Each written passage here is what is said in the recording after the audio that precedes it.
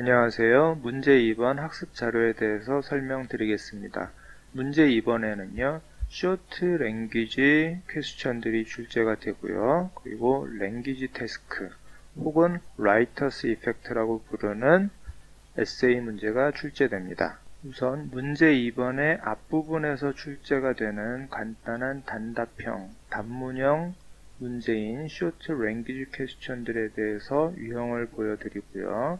두 번째로 language task 혹은 writer's effect라고 불리는 에세이 문제에 대해서 설명을 드리도록 하겠습니다.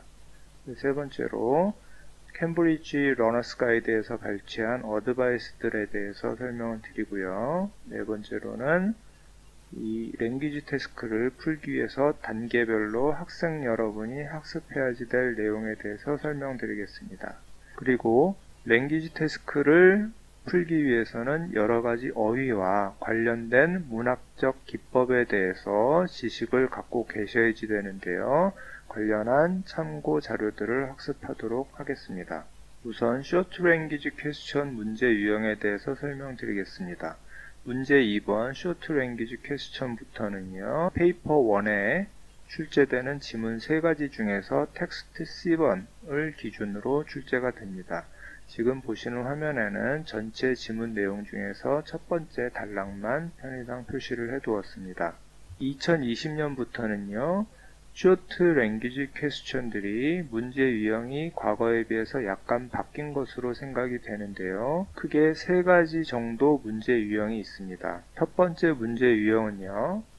예문을 주고 그 예문에 underline된 밑줄이 그어진 부분과 같은 의미를 갖는 단어나 phrase를 지문으로부터 찾아서 답변하는 문제 유형입니다. 이때 학생 여러분은 절대로 문장 전체를 지문으로부터 끌고 오시면 안 되고 반드시 일부 단어나 phrase로 답변을 하셔야지 됩니다.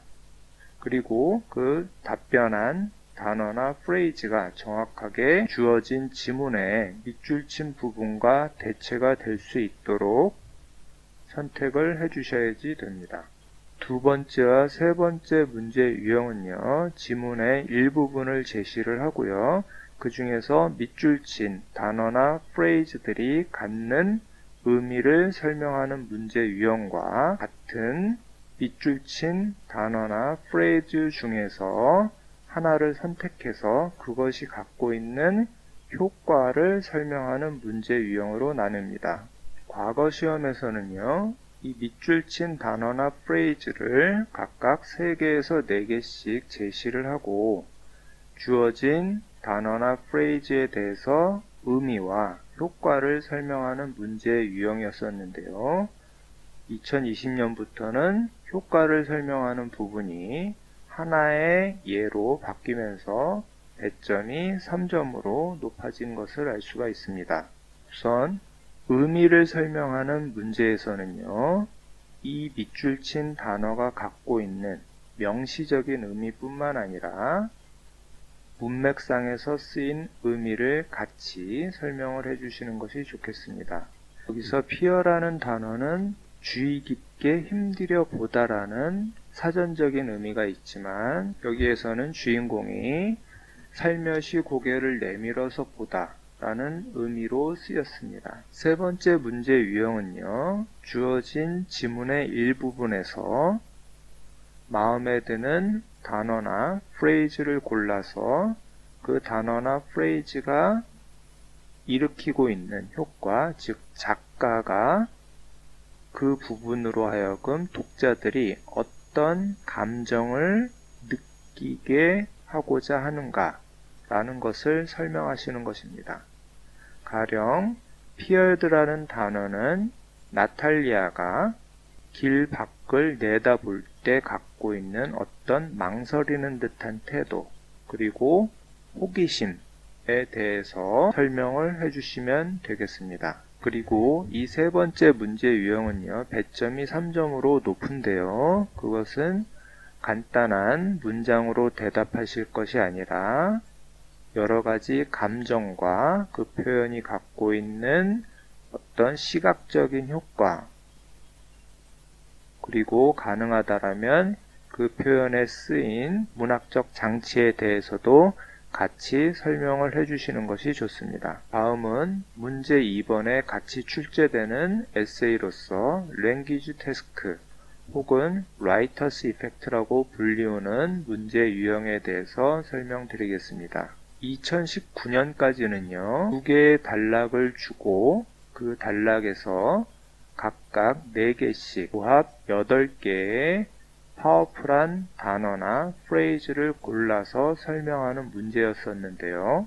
2020년부터는 2개의 단락을 주어지지만 그 중에서 각각 3개씩 조합 6개의 파워풀한 워드나 프레이즈를 골라서 설명하는 문제로 바뀌었습니다. 그리고 2019년까지는 라이터스 이펙트 문제가 전체 100점 중에서 10점의 비중을 차지하고 있었는데요.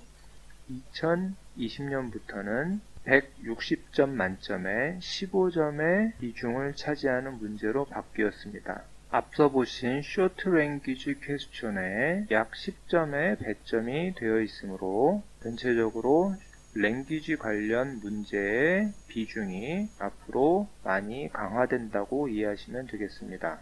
라이터스 이펙트 또는 랭귀지 태스크 문제를 한마디로 이야기하자면 지문에 주어진 부분에서 단어나 프레이즈를 선택을 하고 그것이 갖고 있는 어떤 명시적인 혹은 함축적인 의미를 설명을 하고 그리고 그것이 불러일으키는 효과를 설명하는 문제라고 할 수 있습니다.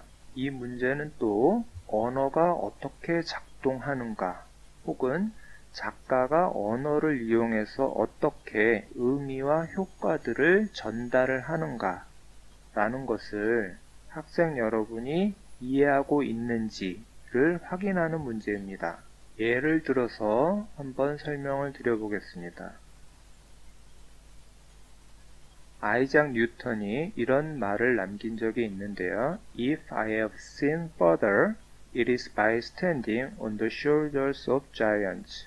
이 말은 원래 그리스 신화에 오라이언이라는 거인이 등장하는데요. 이 거인은 장님이었다고 합니다.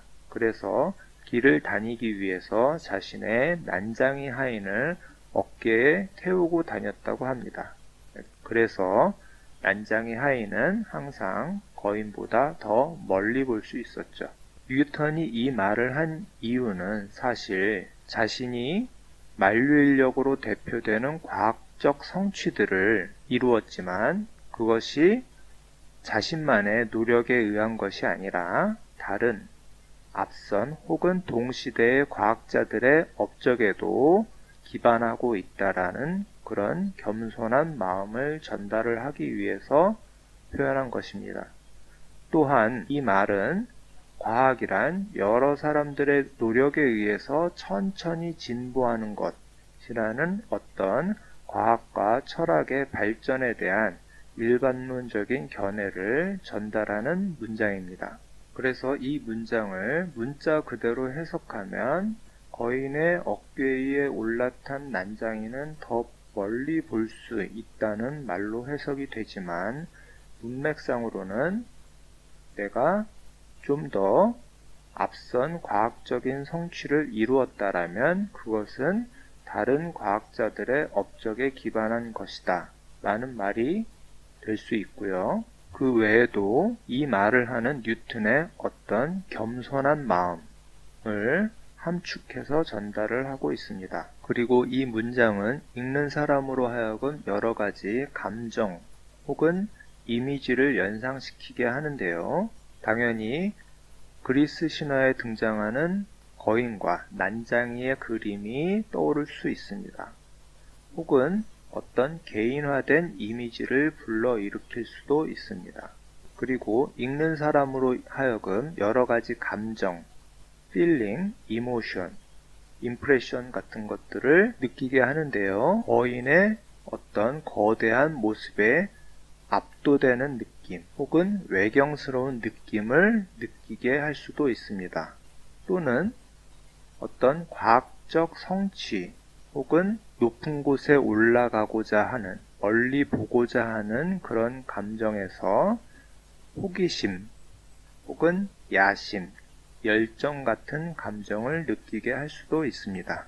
그리고 뉴턴은 이 말을 통해서 사실은 겸손한 마음 속에서 자신의 업적을 스스로 내세우고 인정하는 자부심을 느끼게 하고 있습니다. 이 문장에 쓰인 문학적 장치들을 한번 살펴보면요. 전체적으로 메타포, 은유를 사용하고 있지만 seen, standing, shoulder와 같은 단어들은 반복적으로 S 발음을 쓰고 있기 때문에 alliteration이라는 두운에 해당합니다. 또한 giant라는 단어는 특히 대문자를 쓰고 있는데요. 이것은 누군가 이 거인들을 뉴턴이 특정해서 이야기하고 있다는 것을 암시합니다. 그게 누구인지 여러 가지 견해가 있을 수 있지만 후대의 학자들은 그것이 아마도 로버트 후크라는 동시대의 과학자로서 뉴턴을 항상 비판하고 경멸했던 사람에 대한 은유일 것이다 라고 해석하고 있습니다. 로버트 후크의 오만과 경멸에 대해서 뉴턴은 겸손한 마음으로서 대응했지만 그 역시 상당히 야심차고 견고한 자아를 갖고 있던 사람이라고 합니다.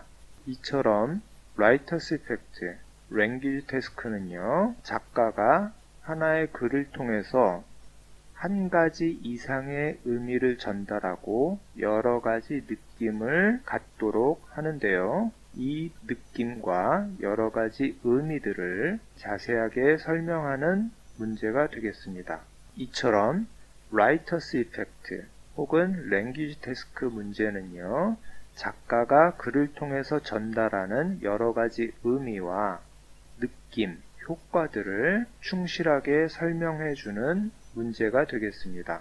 이처럼 라이터스 이펙트 혹은 랭귀지 태스크 문제는요, 학생 여러분이 글을 읽고 글에 주어진 부분에서 라이터가 전달하고자 하는 여러 가지 의미, 그리고 여러 가지 느낌과 감정들을 충분히 이해하고 그렇게 충분히 이해했다는 것을 답변을 통해서 확인시키는 문제가 되겠습니다. 그래서 라이터스 이펙트 답안을 작성을 할 때는 정해진 요령이 있는데요. 우선 선택한 단어나 프레이즈가 갖고 있는 문자 그대로의 의미, 그리고 문맥상의 의미를 설명합니다. 그리고 그 단어나 프레이즈가 갖고 있는 함축된 의미, 커노테이션을 설명해 줍니다. 네 번째로 그 표현을 보았을 때 느낄 수 있는 감정, 이미지와 같은 효과들을 설명을 해줍니다.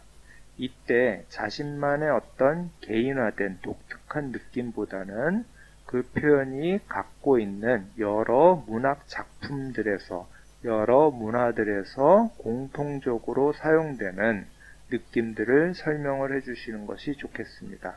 가령 빨간색은 정열, 피, 불과 같은 느낌과 공통적으로 사용될 수 있지만 그것은 어떤 개인적인 느낌으로 설명을 하는 것은 무리가 있을 수 있겠습니다.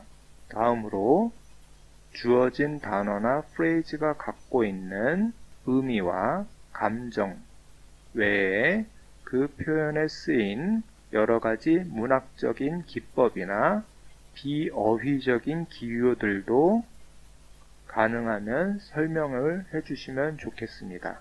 또한 단락당 3개씩 단어나 프레이즈들을 각각 설명해 주시는 것 외에 앞부분에서 단락 전체의 효과도 빼놓지 말고 설명을 해 주셔야지 되겠습니다. 이때 단락 전체에 공통된 어떤 메타포나 문학적 기법들이 사용됐을 경우에는 그것을 콕 집어서 같이 설명을 해주시는 것이 좋은 점수를 받는 요령이 되겠습니다. 당연히 이 1번부터 6번까지 내용을 다 설명을 해주시기 위해서는요, 여러분께서는 다양한 어휘와 표현 방법들을 알고 계셔야지 되는데요. 가령 mean이라는 단어를 여러 번 반복해서 사용할 수는 없기 때문에 mean의 시노님인 signify, denote, depict, suggest, imply와 같은 단어들을 많이 알고 활용할 수 있어야지 되겠습니다. 마지막으로 이 문제는 여러분이 선택한 표현 중에서 몇 개를 정확하게 설명했다라는 식으로 채점되지 않습니다. 반대로 선택한 표현의 개수가 모자랄지라도 한 개 이상의 표현에 대해서 여러 가지 중첩된 의미와 효과들을 충분히 설명을 해주셨을 때 최고점을 받도록 채점 기준이 되어 있으므로 가능한 많은 설명을 덧붙이도록 노력하는 것이 좋은 점수를 받는 요령이 되겠습니다. 다음으로 러너스 가이드에 수록된 어드바이스들을 살펴보도록 하겠습니다. 우선 쇼트 앤서 퀘스천들은요, 지문을 잘 읽고 그 지문에 쓰인 의미들을 잘 생각해 보라고 합니다. 일반적인 의미 외에 반드시 여러 가지 문맥상에서 혹은 함축된 의미를 갖고 있는 표현들이 등장할 것입니다. 그리고 문제에서 요구하는 대로 답변을 작성을 하는 것이 중요하겠습니다. 가령 문제에서 단어나 프레이즈를 달라고 한 경우에는 절대로 긴 문장을, 전체 문장을 들어서 답변을 하시면 안 되겠습니다. 또한 여러분 자신의 어휘들을 사용을 하라고 요구하는 경우에는 반드시 지문에 있는 표현들을 그대로 쓰시면 안 되고 다른 표현을 사용을 하도록 노력을 하셔야지 되겠습니다. 여러분의 답변을 길게 이어나가기 위해서는 because, as, since와 같은 접속사들을 적절히 활용을 하시면 되겠습니다. 또한 지문에서 어떤 예를 선택하라고 요구받았을 경우에는 반드시 선택한 표현을 quotation mark, 즉 따옴표를 이용을 해서 둘러싸서 그것이 지문에서 선택한 표현이라는 것을 확실하게 표시를 해주셔야지 됩니다. 다음은 랭귀지 태스크에 대한 어드바이스입니다. 제시된 단락을 자세히 읽고 강력한 단어나 프레이즈를 각각 3개씩 골라주시는데요. 이때 반드시 시각적 효과를 가진 단어나 프레이즈, 즉 이미저리를 고르도록 해주셔야지 됩니다.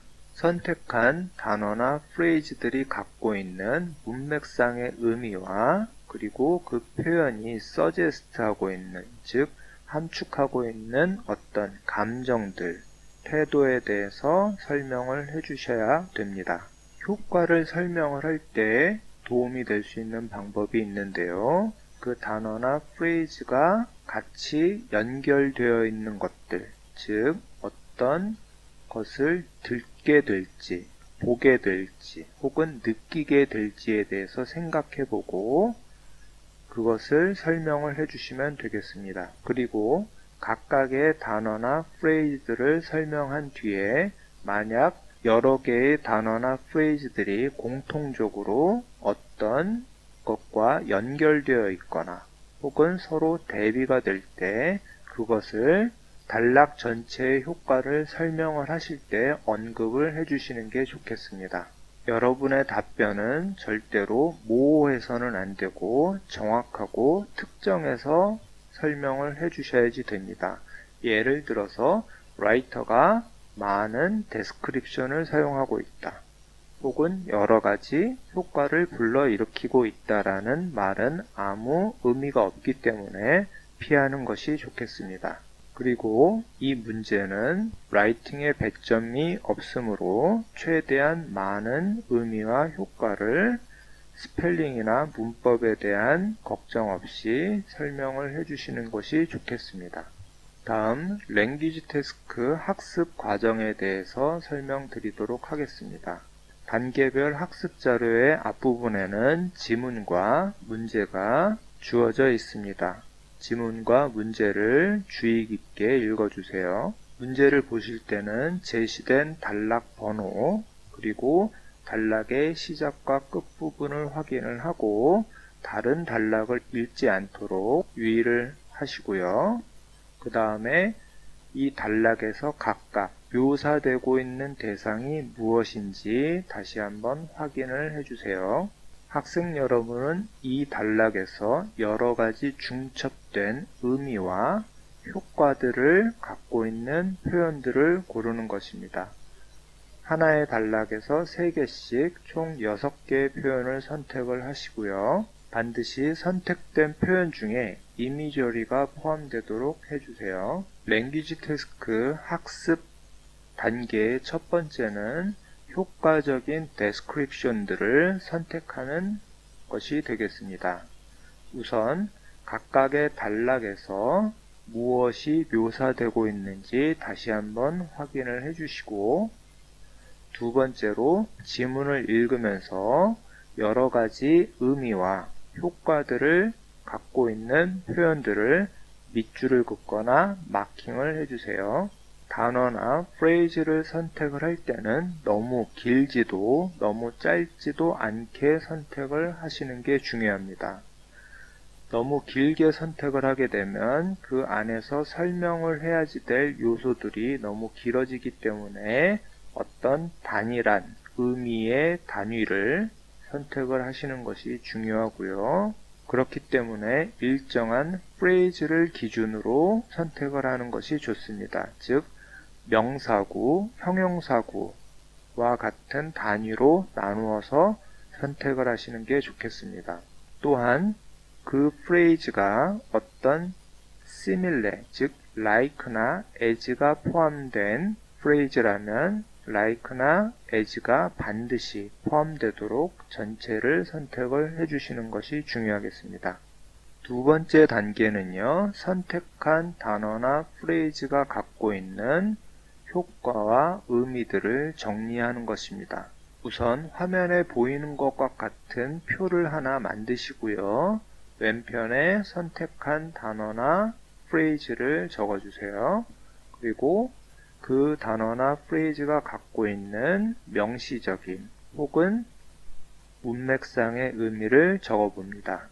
그리고 그 표현이 갖고 있는 여러 가지 함축된 의미 또는 불러일으키는 감정 같은 것들을 그 옆에 적어봅니다. 그리고 그 단락 전체가 갖고 있는 오버롤한 이펙트에 대해서 별도로 적어봅니다. 그리고 선택한 단어나 프레이즈들이 공통적으로 갖고 있는, 즉 단락 전체의 오버롤한 이펙트도 함께 적어보세요.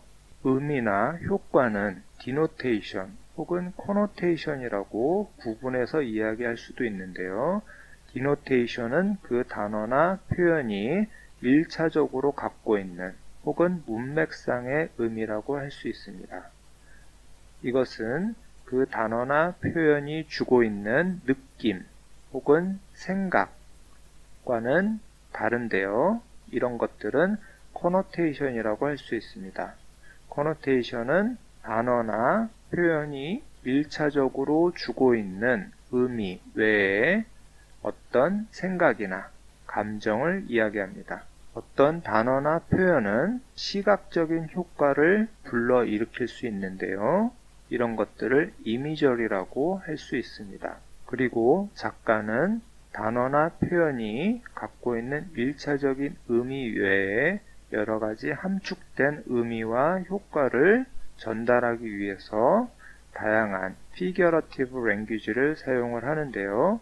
학생 여러분은 메타포, 시밀레, 퍼소니피케이션, alliteration, 어소넌스, 하이퍼볼리, 아이러니, 퍼스펙티브 팰러시와 같은 기초적인 문학적 장치에 대해서는 익숙하게 알고 그런 표현을 보았을 때 이것이 어떤 기법을 사용을 한 것이다 라는 걸 짚어내서 설명할 수 있어야지 됩니다. 마지막 단계는요, 앞에서 작성한 표를 기초로 최종 답안을 작성하시는 것입니다.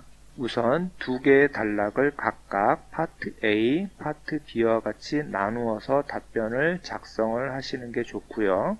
각 파트의 시작 부분에 그 단락 전체에 오버롤한 이펙트를 설명을 반드시 해주도록 하세요.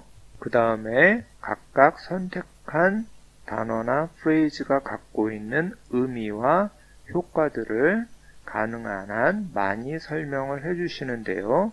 이때 여러 가지 표현 방법들을 알고 계셔야지 되겠습니다.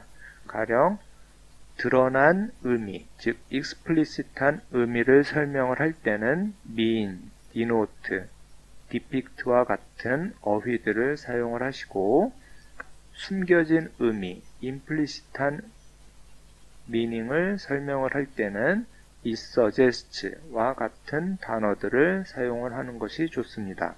당연히 suggest라는 단어는 또 어떤 동의어로 대체될 수 있는지 학생 여러분은 여러 가지 단어들을 학습하고 활용할 수 있어야 합니다. 다음은 기타 참고 자료에 대한 설명을 드리겠습니다. 우선은 feeling과 emotion에 대한 단어 리스트가 되겠습니다. 되도록 많은 감정에 관련한 단어들을 학습하고 활용할 수 있도록 해야 되겠습니다. 분노, 기쁨, 행복과 같은 단어들이 어떤 동의어로 쓰일 수 있는지 많은 단어를 접하고 익혀주세요. 다음은 figurative language에 대한 자료가 되겠습니다. alliteration, hyperbole, metaphor, personification, simile와 같은 문학적 장치들은 흔하게 쓰이고 학생 여러분께서 지문을 보았을 때 바로 그런 기법들을 인식할 수 있어야지 됩니다.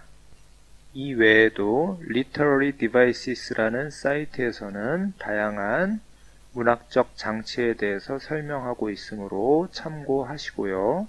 BBC 바이트사이즈라는 사이트에서는 언어가 어떻게 효과적으로 사용될 수 있는지에 대한 자료가 있으므로 한번 읽어보는 것이 좋겠습니다. 또한 학생 여러분들은 가능한 한 많은 형용사를 다양하게 활용할 줄 아는 것이 좋은데요.